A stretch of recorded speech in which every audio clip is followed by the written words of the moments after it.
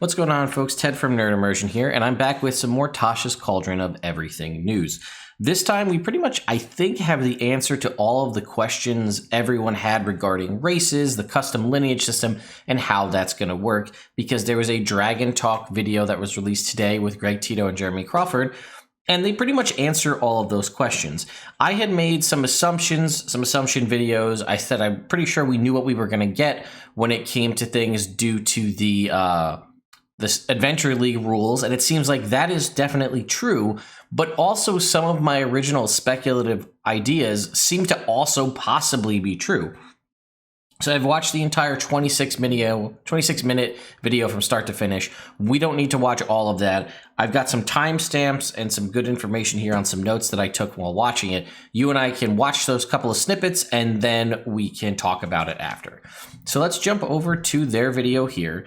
So first up, I wanted to start with the 5-minute conversation, which is about the ability scores in 5th edition on the races. It's not part of game balance. It's not game balance in that, a mountain dwarf has to get a +2 constitution, +2 strength. That's not part of the balance. The race was balanced with ability scores of +2/+2 or +2/+1 or what have you in mind, but not where the ability scores were placed.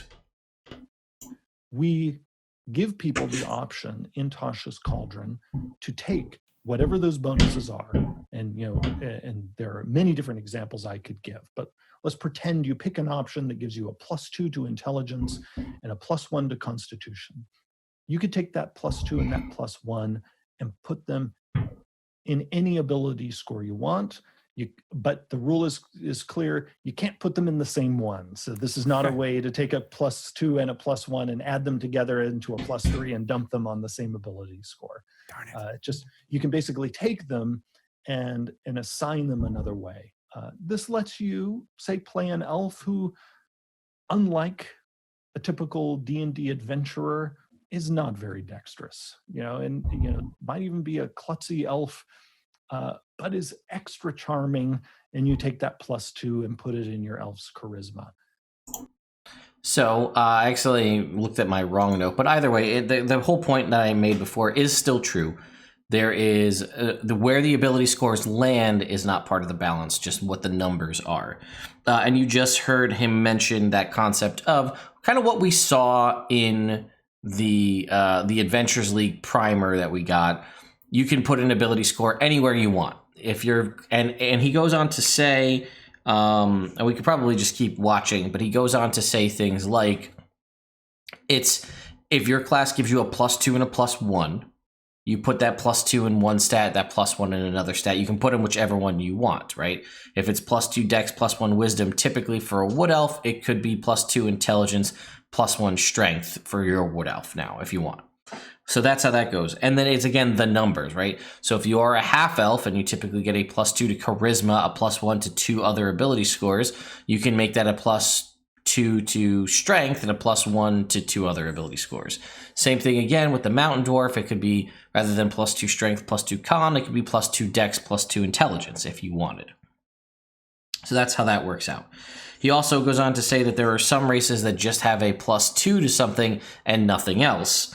And unfortunately, I think the only race we know of that has that is the Kobold, and I think that confirms that Kobold will only get a +2 to 1 ability score and nothing else. And then does also say that, you can swap out the languages if you want, which is something we saw in the Adventure League primer. And then also swapping proficiencies, right? So if you're an elf and you don't want to have a long sword, but you could take a proficiency in a tool or another weapon. So I'm pretty sure what we saw in the Adventures League stands 100% true, but only for existing races that we know in 5th edition. So if you want to play an elf, a dragonborn, a tiefling, you still play them with the ability scores and stuff that they have. With the race features that they have, but the ability scores are fluid, as are the proficiencies. That seems to be that. The only one we don't know, we don't get an answer in this, is if, say, you are a mountain dwarf and you get proficiency with light armor and medium armor, are you able to trade out your armor proficiencies for something else? There are other races that get armor proficiencies. I believe hobgoblins get proficiency in light armor. It would be interesting if we could trade out those armor proficiencies for something else. And maybe that will be in there, but they don't discuss it exclusively in this video. Then the next thing that surprised me was I thought that was the custom lineage that we had heard about. Turns out, no, that's just customizing an existing race. The custom lineage system is something completely different. Basically, you are designing a new lineage race, almost, if you will, from nothing. And let's just go to that spot in the video. Let me just jump right over there. And then we can talk, we'll hear them explain that as well. We even go a step further in Tasha's Cauldron.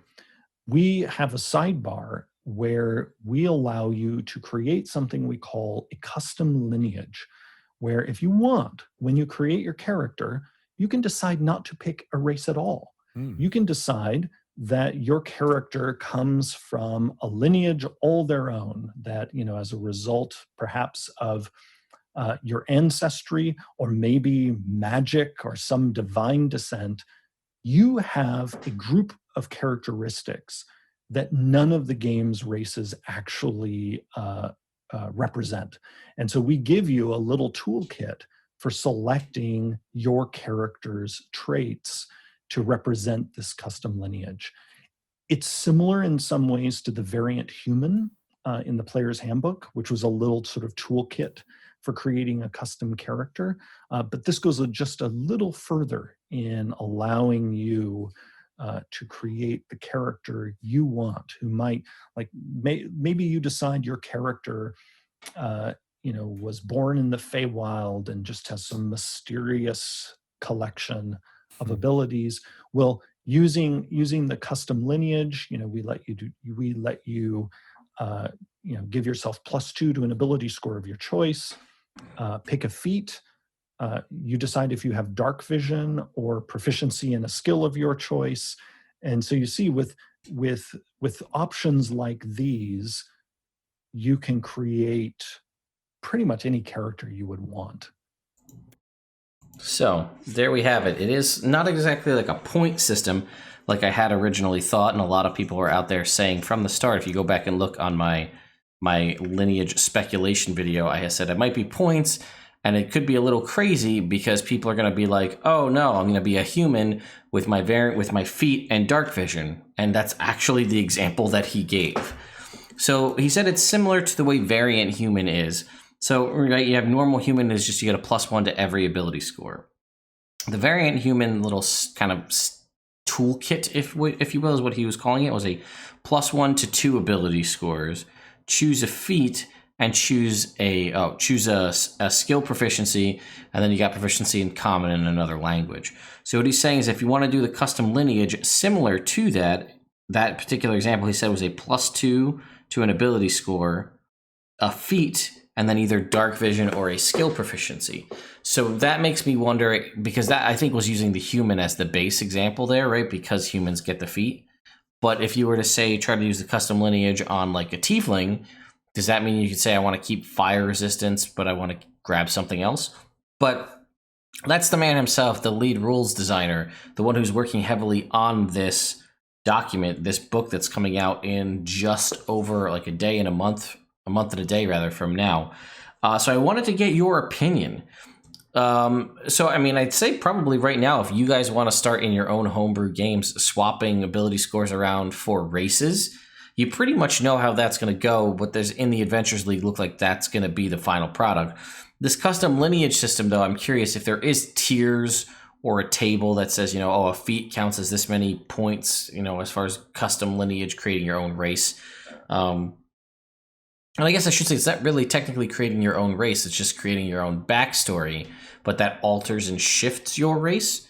So I don't know. I'm curious what your thoughts are on this. Are you excited for it? Are you not for it? Let me know in the comments.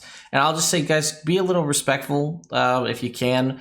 I know people are going to have a lot of opinions on this, whether positive or negative, but let's just try not to attack each other in the comments if we can help it. I would really appreciate that. So before I jump off, I just wanted to say that the Kickstarter that I'm a part of, Jetpack 7's Blackstorm Realms, the sort of spacefaring fantasy setting for 5th edition broke 50,000 on its funding goal. 60,000 is when I designed a subclass, but they actually just released I'll put a link to it in the description, a preview of the Sorcerer subclass. The Blackstorm Bloodline Sorcerer is now available for anybody to go and take a look at, playtest, and whatnot to provide feedback. I was heavily involved in the balance of this. We went through about 10 revisions yesterday. I'd say almost all of them sparked by me. Trying to update that. And I hope if you take a look at it, you like what you see, because I did a lot of work on the balance to try to make it more in line with 5th edition, not overcomplicating things, but adding things where I thought we needed to. So let me know your thoughts again in the comments. And thank you to my patrons over on Patreon for continuing to support me and the channel. I will see you all next time.